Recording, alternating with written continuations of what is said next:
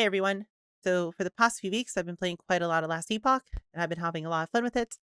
And out of all the different builds I tried and played around with, there was one build that stuck out to me as something special, something really fun, and it's been the build that I've sat here and farmed gear for and gone through my most progression with, and I've just been having a lot of fun with it. A lot of people have asked about it, so I wanted to make a build guide on it.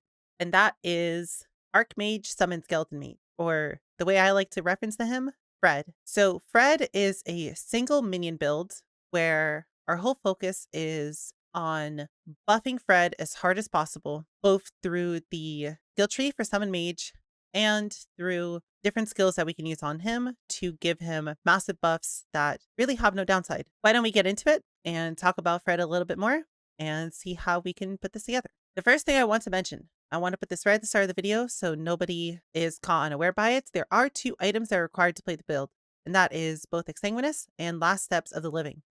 Without these two items, you do not really have a way to live on Necromancer. Since we're not going to be attacking ourselves, since we're not going to be realistically doing any sort of damage, we can't benefit from Leech or any other easy way to keep ourselves alive. And for two armor slots between Exsanguinous and the boots, we have a very, very good way to stay alive. And then we also have a defensive mechanism that we can scale to the absolute stratosphere. My build isn't even min-max, but currently I'm sitting at 6,500 ward, just sitting here doing nothing. The only difficult part about this is going to be getting the Exsanguinous. So there is one alternative. You can use a Shroud of Obscurity as a budget Exsanguinous until you can get an Exsanguinous. The reason for this is it has the same exact stats, except the missing health gain is ward per second, which is the really important stats, maxes out at 13, where Exsanguinous is always 20. You can farm both of these chest plates in Blood, Frost, and Death very easily if you want to play this build. For me personally, when I first started putting this build together, I farmed it on Auto Bomber, and I believe it took me about 4 to 5 hours to get Exsanguinous. Exsanguinous is the rarest chest plate in the game, but even then, the chances aren't too bad. All you want to do is you just run around through the zone, and you're simply looking for nodes that say either gives a unique body armor or unique set armor until you get your Exsanguinous. It should take maybe about 20 attempts or so if you don't have one. Or if you are farming this on Acolyte, since the only way to drop a Shadow of Obscurity is on Acolyte, you should be able to get this pretty quickly, and then you could always farm Exsanguinous later on. You have reasons to come back to Blood, Frost, and Death for other items that this build wants. If you have a lot of Runes of Ascension lying around, I would highly recommend to throw all of them at body armors on a Acolytes and pray that you get a Exsanguinous or a Shroud of Obscurity, and then you could start the build from there. You should have plenty of Last Steps of the Living. These are just a 50% drop rate off of the boss in Blood, Frost, and Death, which is also very convenient. So you can get the boots and the chestplate at the same time. Moving on. So why do we want to play Archmage? Typically, through the Necromancer Ascendancy and through the Necromancer passive tree, you can get quite a lot of extra skeletal mages. With all the bonuses on the tree, you should be able to have 5 to 6 of them. And if we look at the Archmage node on Summon Skeletal Mage, well, we can see that it limits our Archmages to 1, but it gives it a massive damage, health, and size upgrade to make up for the fact that we only have 1 minion. Well, we can overcome the total loss in extra damage by 1, having a super tanky minion that we basically never have to worry about dying due to the extra health, and 2, be able to use powerful single target buffs on this one Archmage to completely outblow any of the damage multiple skeletal mages could have done. What this build abuses is both Dread Shade and Infernal Shade, which we can specifically make to either target minions or to specifically only affect 1 minion, but remove the downside of Dread Shade to gain extremely powerful buffs for our one Archmage. For example, a Dread Shade, we can make it not degen our minion anymore, which helps us quite a lot. And we could also make it so the Dread Shade now gives the 1 minion that affects 60% more damage. And if that's not enough, we can always get permanent crits. So we do not have to scale a single bit of crit chance on this build. We simply just want to stack as much crit multiplier as possible. The downside of Egoism is it reduces the cooldown of it to 18 seconds, but it doesn't matter because Dread Shade is already a 20-second duration as it is. So you can have permanent uptime with nothing special, making that not a downside. You'd also abuse Blind Fury specifically for this build because the blind effect either doesn't work or simply doesn't matter. I have not been able to notice it a single time, so this is just another free 40% cast speed for our build. The same goes for Infernal Shade. We can make Infernal Shade apply to minions. We can make the Infernal Shade give our minion permanent haste, which is increased movement speed, which helps quite a lot. We can make Infernal Shade have infinite duration, so we never have to worry about it. And lastly, we can make Infernal Shade give Fred stacking movement speed and stacking cast speed over time up to 72%. This in practice, once it's stacked up, makes the minion actually surprisingly insanely fast. This is his base movement speed with Infernal Shade up. As you can see, with all of the added movement speed of Infernal Shade, playing a one minion playstyle is completely fine, as well as all of the cast speed that the minion gets, and the additional projectiles from Splinter Dominion, as well as the doubling of said additional projectiles by Archmage, makes it so Fred's clear is very wonderful and very good, and it's actually better than if you had 4 or 5 separate mages. So let's talk about how you would level this build. Well, the only problem is you do not get Summon Skeleton Mage until you put about 5 passive points into Necromancer. That means we need to play the first little bit of the story as something else. Even then, I wouldn't recommend swapping to Skeletal Mage immediately. You are going to need a few passive points to make this good. And in my opinion, I would not swap until you get Dreadshade. Until Dreadshade, I would simply stay as the leveling build. As soon as you have this and you put a few points into Dreadshade, you are good to swap over. How do we get to Dreadshade?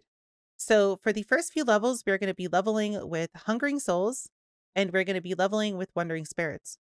So Wandering Spirits gets a buff if you possess any enemy. And what we're going to be doing to start our leveling progression is when you hit level 4, you're going to spec into Wandering Spirits, and you are going to start going down the right side. This is going to give them movement speed. We are also going to have a chance to poison, and what we're trying to rush is this, Spectral Putrescence. This turns your Wandering Souls into a pretty decent nuke on most things around you, and you can just simply walk through this for about the first 10 levels of the game, as well as with Hungering Souls. Now for Hungering Souls, what you want to do here is very simple. You simply just want to put 5 points into Inspired Hunger. Once you run out of points, you can pick up a point of Risen Symmetry, and then if you still have points left over, you can pick up Dominion of Undeath. All you will do while leveling is you simply just press Wandering Spirits on cooldown. This is a really good AoE nuke. And then for everything else, you just press Hungering Souls. Now we are going to have to keep going with Wandering Souls for quite a while. So as soon as we get Spectral Putrescence, you are going to want to pick up Spectral Scorn. This is going to make it so they're more consistent since the radius of them spitting the poison balls is not very large. And then if you still have some few points left over, you can pick up Soul Fifth. And then if you still have some points left over, you can pick up Soul Filth. Now, you have a choice. You can either put 2 points into Soul Filth first, or you could put a few points into Spectral Scorn. It's up to you. But by this point, you should almost be done with Wandering Spirits. But if you want to continue using them, you either pick up one of these two. As soon as you put 15 points into your base passive tree, you will unlock Spirit Plague.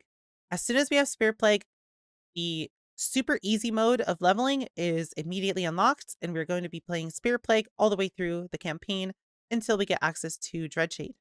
Now, Spirit Plague is pretty broken. It is a insanely strong skill, and we are going to abuse the ever-living hell out of it to make our leveling progression really easy. All it does is it simply puts a dot on an enemy that then spreads when the enemy dies. What we're going to do with this is we're going to come down here, pick up Infectious Application, and then we're going to immediately put 3 points into Toxic Transmission. You are effectively going to be a poison stacking build to start. Not only does this allow you to stack about 12-ish poison stacks on a single target, depending on how much cast speed you have, but then when you spread your Spirit Plague, this will also spread to every other enemy. Once you have points in this, you want to come over on the right and pick up Pestilence.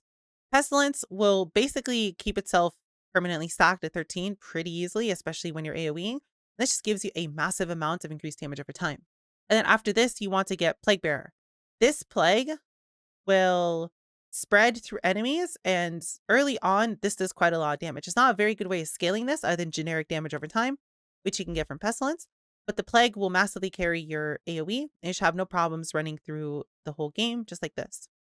Nice thing about Spirit Plague is it basically has no mana cost, so you're free to spam this as much as you want. Once you have Plague Bearer, you want to pick up Rot into the core. This is going to give you just more raw damage. You want to put 2 points into this and immediately pick up Concentrated Rot. This makes it do even more damage.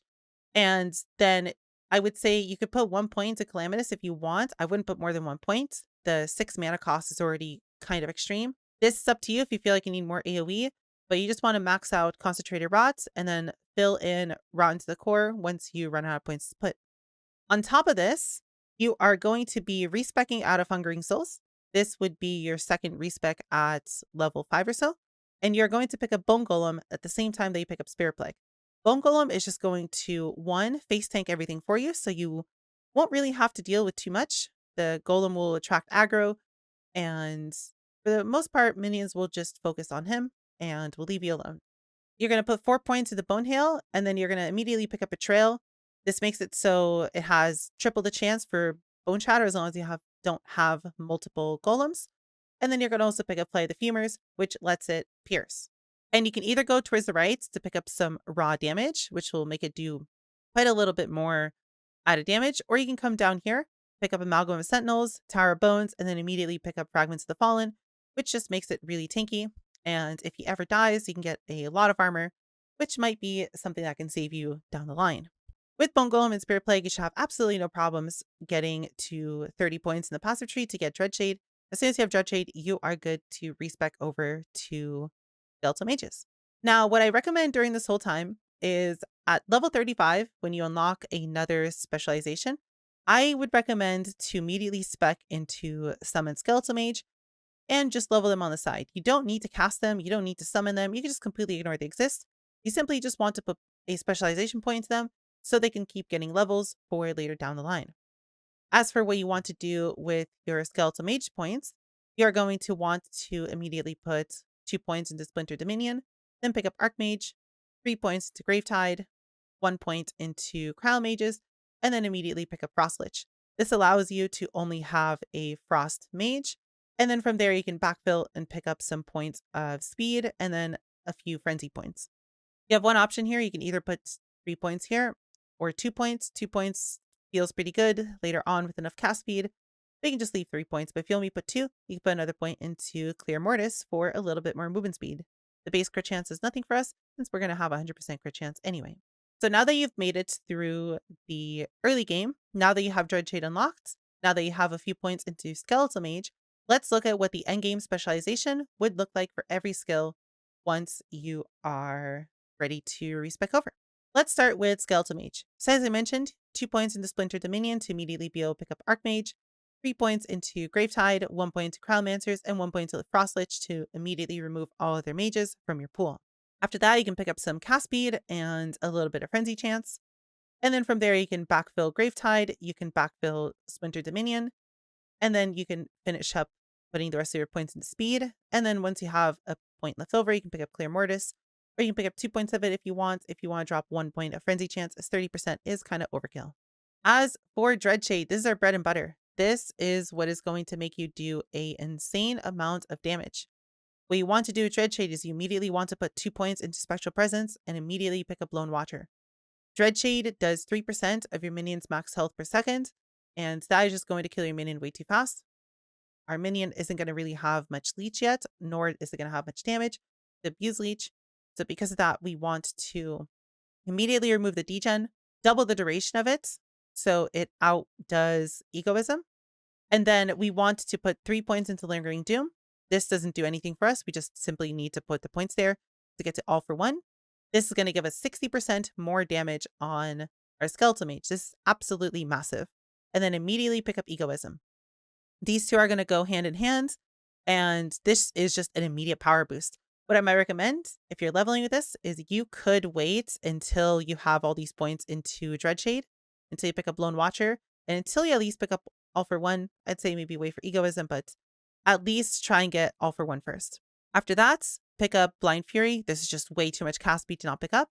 And then we can come down here to Dying Coven for more cast speed, and then to Grim Fate for just more damage. For your last few points, I would say to put 3 points into Flesh Harvest. So this increases the effect of Dreadshade per missing health on the minion. This isn't going to really do much for us, but we don't really have points to put anywhere else. So we can pick this up for 3% increased effect per 3% missing health, or when our minion either is standing in a mechanic and is taking damage, it effectively gives the minion more damage, or whenever Dreadshade is being outdone by Infernal Shade's damage, and we get a little bit more added effect as our minion is dying from that. And then for your last points, you could pick up a point in Lingering Doom. There's just a little bit of flat damage, which doesn't do much, but there's absolutely nothing else to pick on the tree. The third skill, which I would say to pick up while you're leveling, is immediately to pick up Summon Volatile Zombie. The reason for this is this skill actually does quite a lot for our builds. This gives us a way to apply Mark for Death for free. This gives us a way to immediately cull things with a 16% cull, which is extremely strong. And if it wasn't bugged on the beta, we would eventually have a way for our zombies to effectively heal us every 3 seconds, making them a really strong healing button, a automatic cull, and a way to make our skeletal mage do even more damage.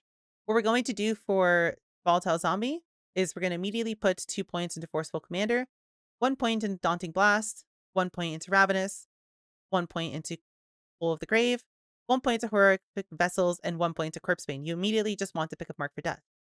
Before doing all this, you could also pick up Dreadful Horde early if you want, but if you choose to pick it up after Corpse Bane, immediately pick up Dreadful Horde. It's going to give you more zombies, which means eventually get more healing, and it makes it a little bit easier to do a trick that I can show you after the explanation. For the rest of your points, you do not want to put a second point here. This is just going to increase the cooldown. We do not want that. We just simply want the initial 2 extra zombies. So we can pick up 5 points of Fervor. This is just going to make them run really, really fast. Because it's bugged on beta, we wouldn't want to pick up Vital Ward. So instead, we could put some points into Leap Attack. And we can finish up by putting some points into Forceful Commander, just for a little bit of mana efficiency and summoning speed. Once you have your 4th slot unlocked, you either have a choice of getting Infernal Shade or Transplant next. I would probably say to get Infernal Shade now. It's going to help you through the rest of the story if you're still going with the story, or it'll make early monoliths even easier. What we do here is we put 3 points in Influence, 1 point in Devour and Flames, so now affects your minion. I would immediately say pick up Burn Trail for haste, then Subjugation to be able to then pick up Minic Pyre, and then you could also pick up Soulfire, or pick up Soulfire first, then Pyre second. It is up to you. The rest of the points for this tree are completely useless, so I decided to pick up a little bit of cast speed, and then I decided to put 2 points into Crackling Flames, and then Brimstone to give the minion a little bit of a slow field around it, but none of this is useful, so these are mostly just putting points here for the sake of putting points somewhere. One important thing to mention about Infernal Shade is Infernal Shade does fire damage over time. Now, this minion is going to have a lot of increased leech, both through a mass amount of raw leech as well as increased leech rate. The only problem is we have to pick up Subjugation. There's no way around it. And what this does is it makes Infernal Shade's damage do 10% more damage per second it's alive. And that means it will do 10% more damage to your minion. This means eventually, no matter what, Infernal Shade will do so much damage, it'll straight up one-shot your minion. There's no way to permanently live Infernal Shade. But there is a trick to it. If I summon my mage and put Infernal Shade on him, as you see, he'll start taking damage. And he's taking more and more and more. As you can see, 97, 100, 106, 111. Well, if I recast Infernal Shade, it resets it. As you can see, 66, 70, 75, and so on. So the goal of this build is once this damage becomes way too much, and again, mind you, he would be leeching over his full health bar per second. But once it becomes too scary, you just simply recast it, and it restarts damage. One downside to all this is it will restart Pyre, so you will have to give your minion a few seconds to re-ramp all of Pyre's movement speed and cast speed. That's a small price to pay to not have to resummon your minion. Lastly, for this build, we want to pick up Transplant. Transplant is a mobility skill, which is kind of mandatory in every build. And this gives us quite a few decent buffs, so we might as well take it.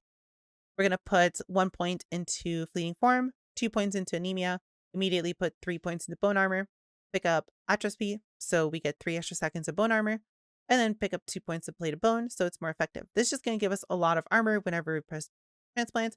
On a decent uptime, it's not going to be permanent. It's only going to be up with 70% uptime if you're pressing Transplant cooldown. That's still better than nothing. After that, you can pick up Acolyte's Fervor to give you 3 seconds of haste and frenzy, which is going to make you run around really fast. I would immediately say to put 2 more points into Fleeting Form to get all the cooldown recovery speed. Then you can come down here with your last few points, pick up Scarlet Rain, Eternal Body, Squeamish, and Tanophobia. And this is just going to make you fear enemies where you were and where you arrive with Transplant. This is really the only good things you can do with these points, so we're just going to shove them here for the sake of putting points somewhere. And that is all the skills that we need for this build.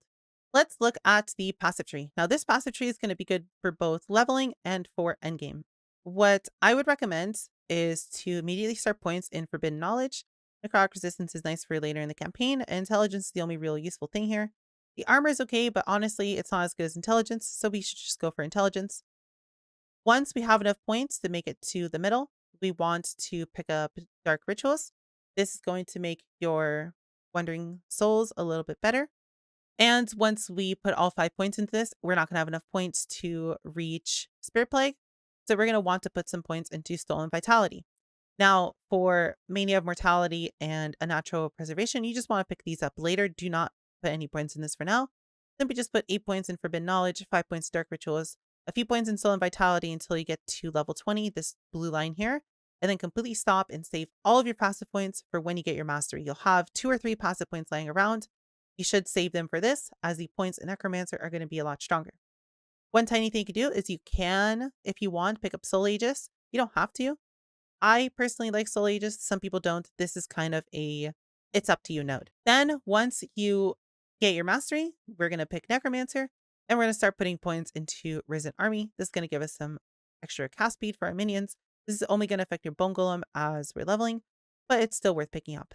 We will then put 3 points into Cursed Blood. Now, this doesn't really do too much for us. It's going to increase the Bone Golem's physical damage through the Nova that he does when he gets hit. But we simply need to be able to unlock Aegis Fall, and we're going to want to put 8 points into Aegis Fall. This is going to give us a 200% Armor Shred chance. That means on every single attack, we're going to be applying 2 stacks of Armor Shred. Your Golem, and then later your Skeletal Mage, should be able to keep up about 20 stacks of Armor Shred, which is about roughly a 30% damage increase for magical damage. For your Golem, to actually be a little bit higher, it'll be about a 50% damage increase. So Aegis Fall is a very, very strong node to put points into. If you feel like your Golem is a little bit squishy and to be able to get to the 25 passive point thresholds to pick up points here, we're going to pick up 1 point of Blood Armor, and then we're going to immediately start putting points into Mortal Tether. This is going to be really nice for the Skeletal Mage later on, and it's going to be really nice while leveling for Bone Golem. But as soon as you have enough points to be able to pick up Fanatic Summons, I would immediately start putting points into Fanatic Summons. You could even decide to put a point to Tyrant and a point to Cling to Life if you do not want to pick up River of Bones immediately. But 5 points in Fanatic Summon should be enough to get you to Moonlight Pyre. Then we pick up 3 points in Moonlight Pyre. And at this point, we have Dreadshade, so we can swap over to our Skeletal Mage.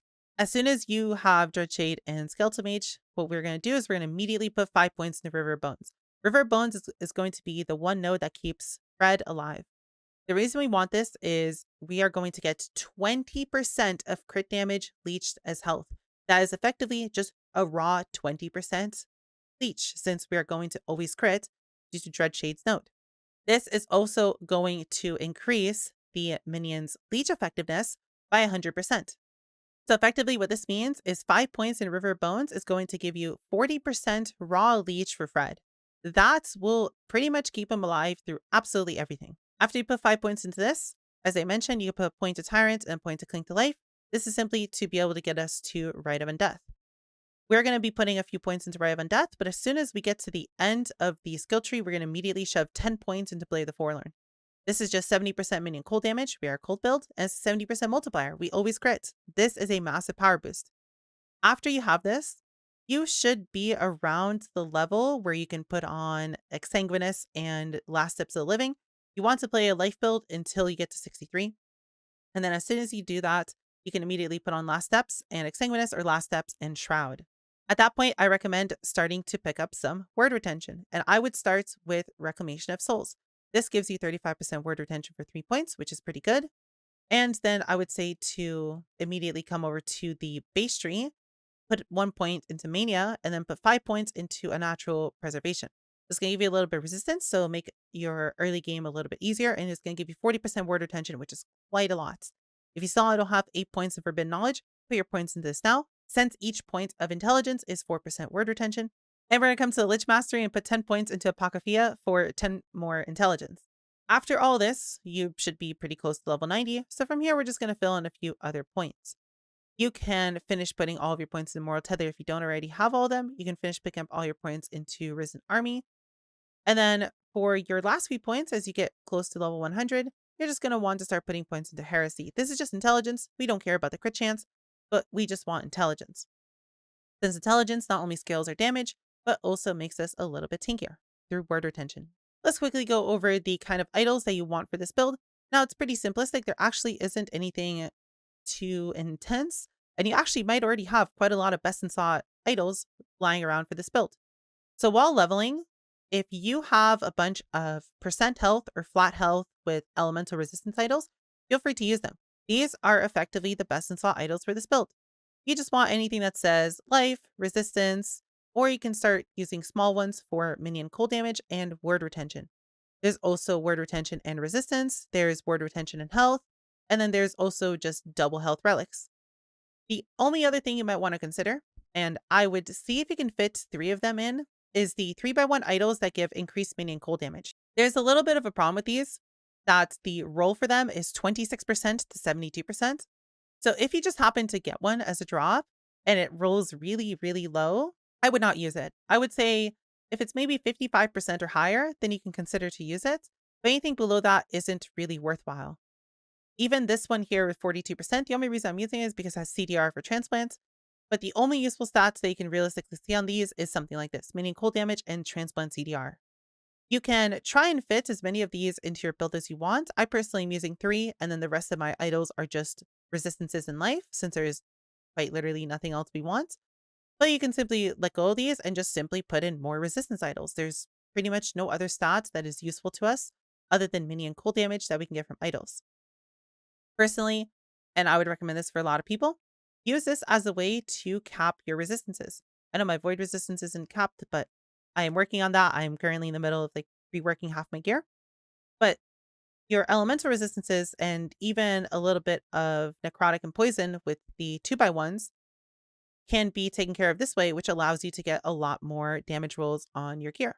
Next up, let's move on to what the rest of your gear will look like. In the description, there will be a last epoch link to a build planner for this build.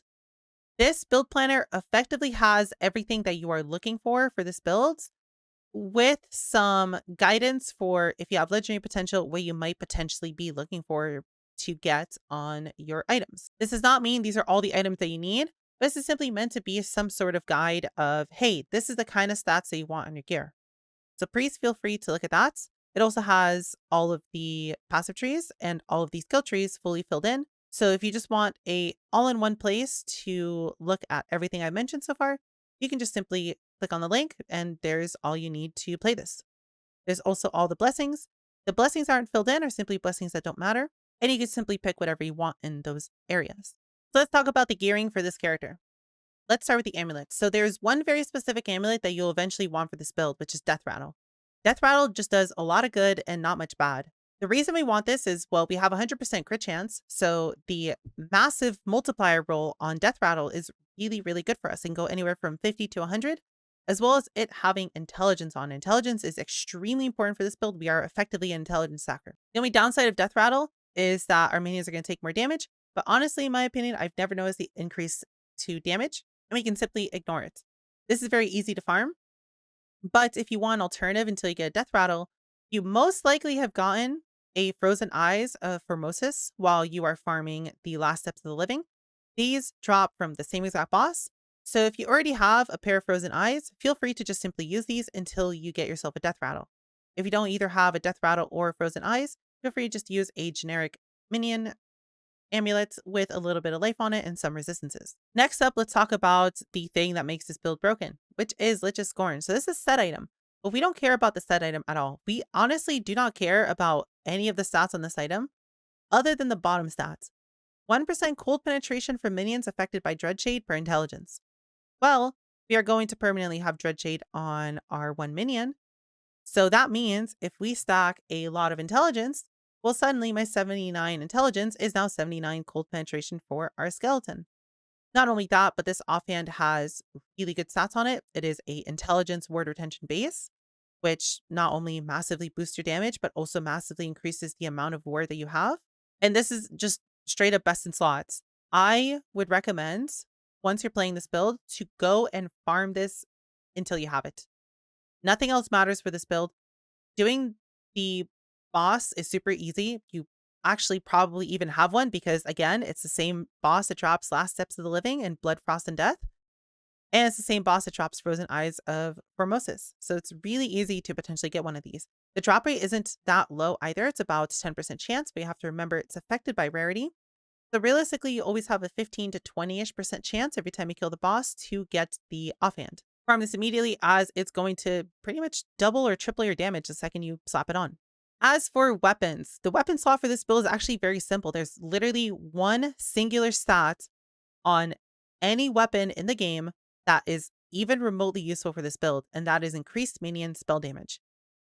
You can simply either just use an exalted weapon. For example, this Spellblade's Nagasa has been my weapon for the majority of my playtime on this character. And if you don't have an exalted one, you could just simply pick up quite literally any random one-hander off of the ground and simply very quickly craft minion spell damage on it. And a tier 5 roll is more than enough. Ideally, eventually, what you want to do is you do want to farm a chronostasis. Now, what you could do is if you have a decently rolled chronostasis and the only stats we care about is the word per second, the intelligence, you can immediately just use one of these and never bother with one of these. What you want on a chronostasis is at least 8 or 9 intelligence. From testing we've done, at 9 intelligence, the increased damage per point of intelligence, since Skeletal Mage gains 4% increased damage per point of intelligence, and the 1% cold penetration per int, pretty much outweighs a tier 6 exalted minion spell damage roll. So with this, we can immediately just slap it on and benefit from the 57 ward per second of it. Now, why chronostasis specifically? Well, as I mentioned, 9 intelligence, which is a lot of word retention penetration, and word per second. If you look at my current ward, I am at 6,500. If I were to take chronostasis off, I would lose about 8 to 900 of my total ward just because the word per second intelligence is that strong on this item. Because of this, this is effectively our best in slots. And because this is the only stat that is gone a weapon, our true best in slot for this build is a 1 LP chronostasis where you put the increased minion spell damage roll on it. Moving on to a helmet. All we want for a helmet are simply 2 prefixes. Ideally, you want to do this on a burial mask since it has so much word retention on it. This is the best in slot base for this build. And all you're really looking for is intelligence and increased skeletal mage damage. You can either look for a exalted skeletal mage roll or exalted intelligence roll and then just put the other on there. And the for suffixes, you can kind of do whatever you want. You just want to put resistances on it. Any base realistically works, and you can just start with a helmet that has intelligence and skeletal mage damage on it. That's more than fine. You don't need both stats either. But if you had to pick one over the other, I would go with the intelligence. Intelligence is strictly just better since it makes you tankier. And since it is our hardest scaling damage stat, again, through the 4% damage per point of it and the penetration from Lich's Scorn. Let's move on to belts and rings. So here you have a little bit of a choice.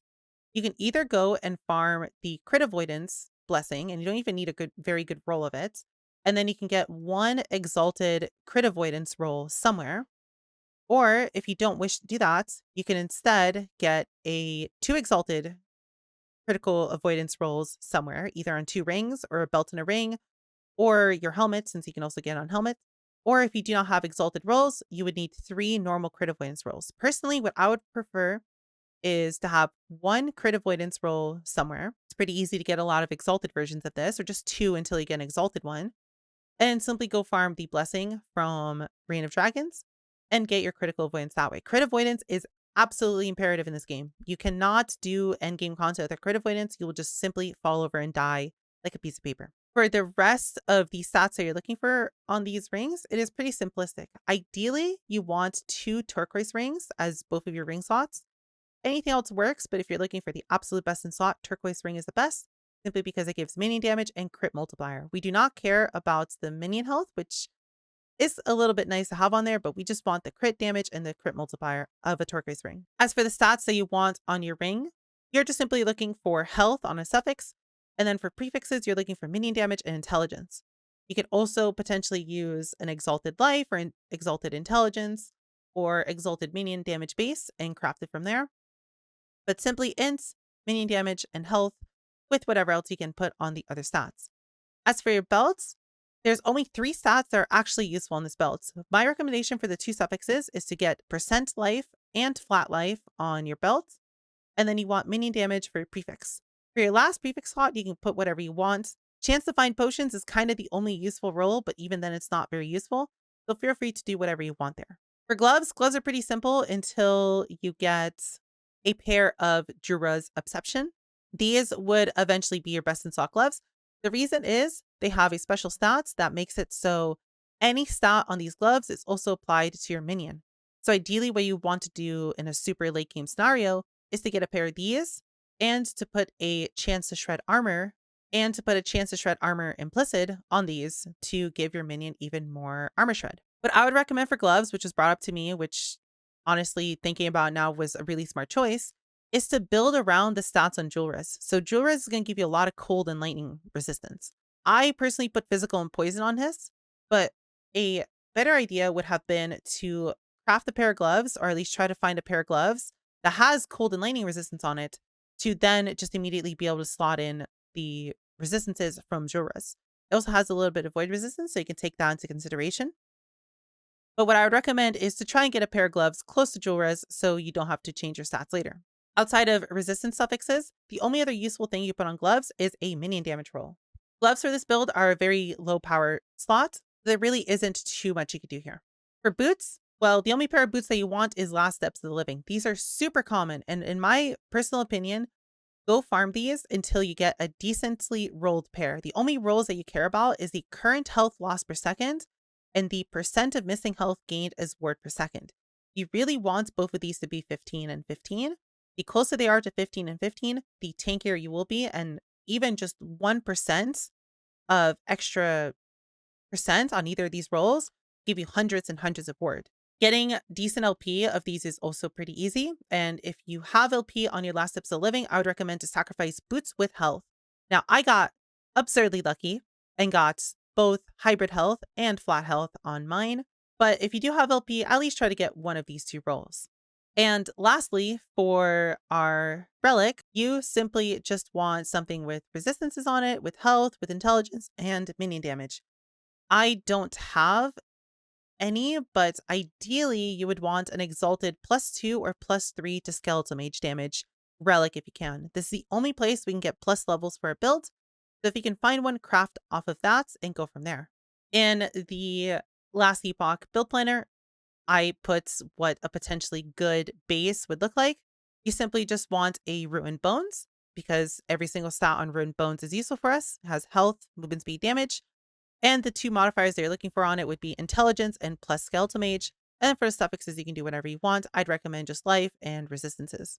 Last piece to mention is the chestplate. Obviously, you want an exsanguinous if you are using a Shroud of Obscurity. Both work, and you could run Shroud of Obscurity for a while, but as I mentioned with the boots, you just gain substantially more ward for having the 13% missing health be 20%. So try to do your best to farm one immediately. Again, as I've mentioned, you can farm the boots, you can farm Exsanguinous, you can farm Lich's Scorn, you can farm Frozen Eyes, all in the same area. So I would highly recommend to sit there and farm Blood, Frost, and Death until you get all 4 items. It's very convenient, and not many builds can say that you can farm so many build-defining pieces from the same location. But if you do happen to get a LP Exsanguinous, which is pretty rare, what I would recommend on there is either intelligence or health. Those would be your 2 stats that matter the most. This build does way too much damage as it is, so we don't really need to try and scale more minion damage. We just want to become tankier. Realistically, in a full endgame build with 1 LP on everything, and by 1 LP I mean a decent LP on everything that can be legendary, this build will probably top at about 8,000 ward or so.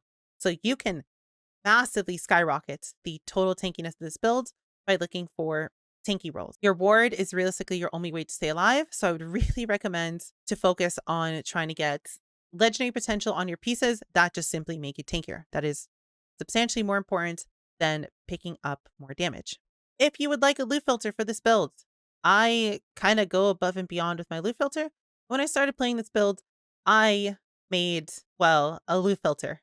As you can see, it is a very specific loot filter designed for different level brackets as you're leveling.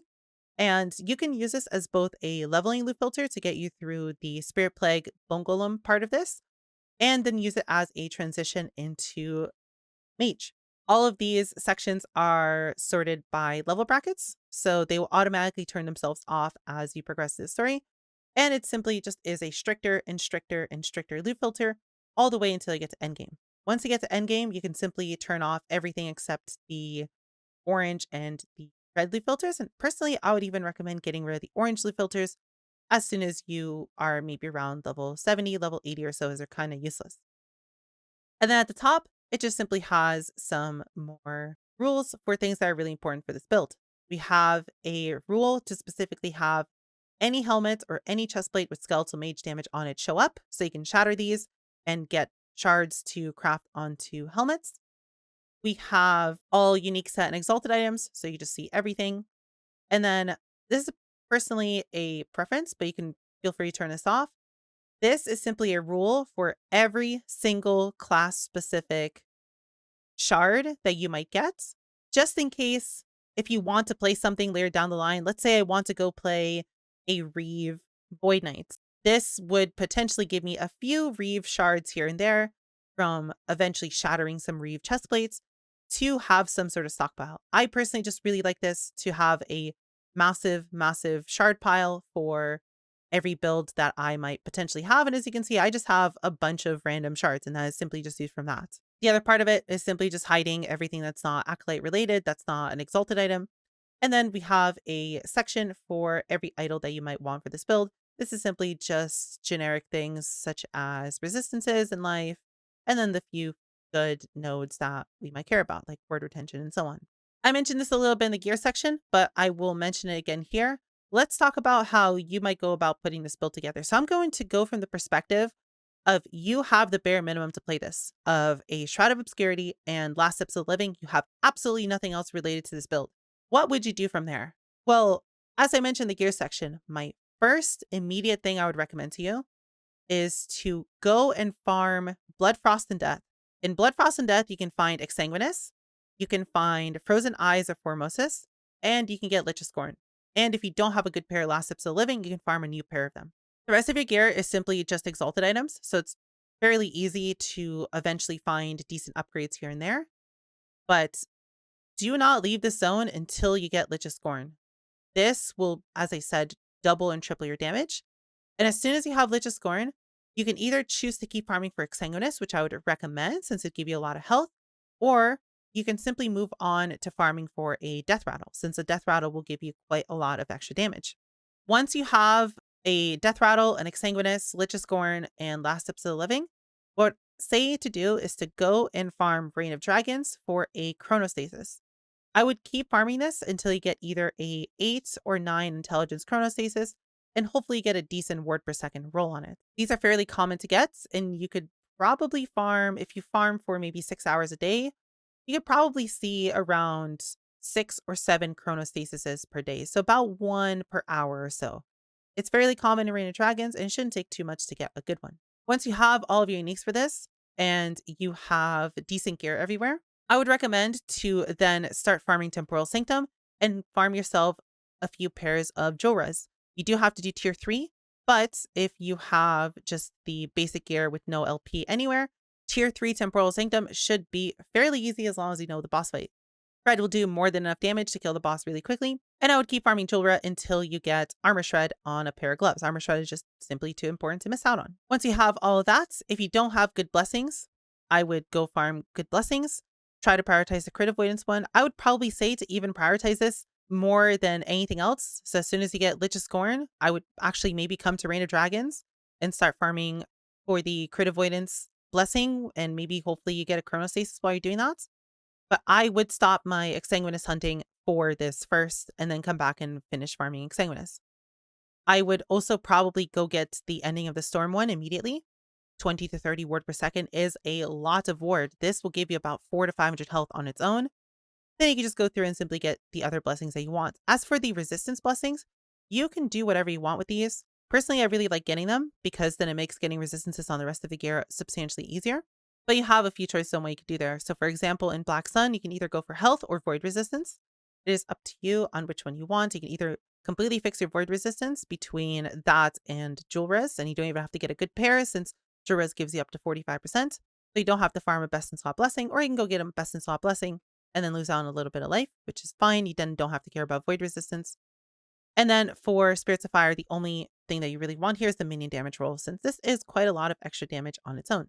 How does this build do in farming, and how much mileage can you expect to get out of it? Personally, I've been playing quite a lot of other builds, so I haven't had a chance to fully push this build. But with Lich of Scorn, as soon as I got that, I basically started one-shotting everything. And in Reign of Dragons, the area I've been farming the most, I am almost at 200 corruption, and I'm still basically instantaneously one-shotting everything.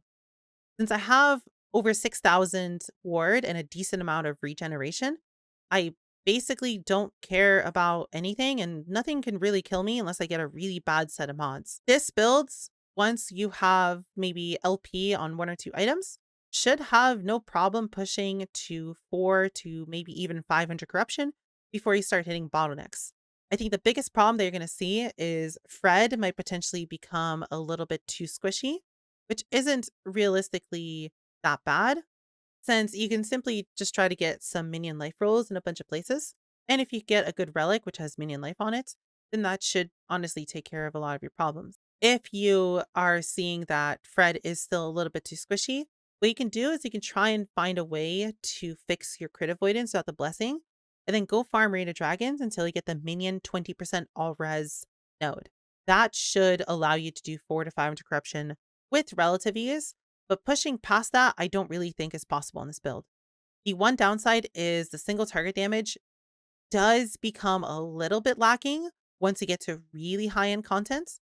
So bosses might take a few seconds here and there. This is no instantaneous speed kill build by any means. But for general monolith farming, you should have 0 problems. And for boss fights, well, I would say, for example, in Temporal Sanctum, it makes Temporal Sanctum an absolute joke, since Fred can ignore every mechanic, and all you have to do is sit there and focus on dodging all of Jorah's abilities. The last thing I want to talk about for this build is simply a little bit about the playstyle and a few tricks to make your life a little bit easier. The single best thing I could recommend to you is to go into your settings, go to gameplay, change input keys, and then scroll down until you find the minion attack command. So personally, I have this set to spacebar. And what this does is it allows me to control my minions as much as I want. So as you can see right now, the reason he's running around like this is because I'm simply just pressing spacebar. All I do during monoliths with this is I simply just run forward and I'm consistently just hitting spacebar wherever I want my skeleton to go. You can even target a minion with this and user key, and that immediately will make the minion stop and attack the enemy. If you click it on the ground, it will make the enemy run. If you click it on the ground, it will make your minion run to that spot and then start attacking everything from there. This makes your life really, really easy. While we're on the topic of keybinds, if you have a numpad and you do not know about this, let me show you numpad binding. So realistically, this is only useful for volatile zombie, at least in this build, but you can do this in basically any build. And what you want to do is you want to find the key that you have volatile zombies on. You want to go to keybinds, and then you want to set a secondary keybind on your keypad for that. So for me, it's on E. So I turn on my numlock, so my keypad is on, and then I simply keybind it to keypad 7. Now, all I need to do is I need to toggle my numlock, so my keypad is turned on. I hit keypad 7, which is my key for volatile zombies. As you can see, they were turned on even though I didn't press E. I'm going to keep holding it, and as I'm holding it, I press numlock, and then I can let go of it.